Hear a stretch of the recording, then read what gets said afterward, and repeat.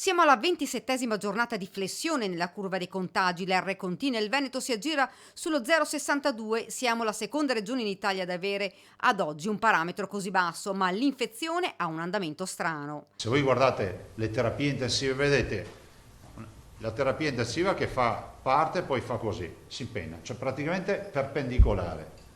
Fa una fase di plateau che ci dura circa un mese, dove si alza e si abbassa 2 più 2, meno 2 più 3 più e poi precipita. C'è stata un'inversione tra ricoveri e dimissioni, questo dato viene guardato con attenzione dalla comunità scientifica. Questo potrebbe essere spiegato dal fatto, e adesso infatti c'è un grosso movimento nazionale della comunità scientifica dell'Istituto Superiore della Sanità, nel monitoraggio delle mutazioni.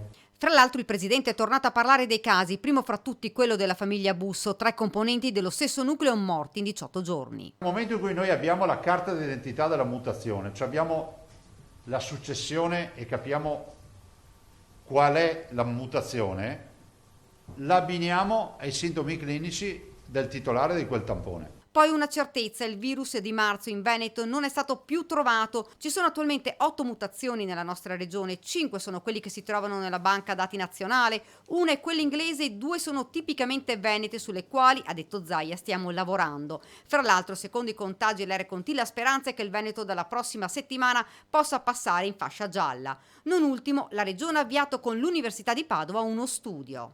Il professor Baldo, con l'Università di Padova che noi abbiamo incaricato, ha praticamente concluso lo studio, perché noi vogliamo vedere il livello di circolazione del virus nella popolazione, passatemi il termine, normale, casuale. Si tratta della prima regione che ha portato avanti questo studio.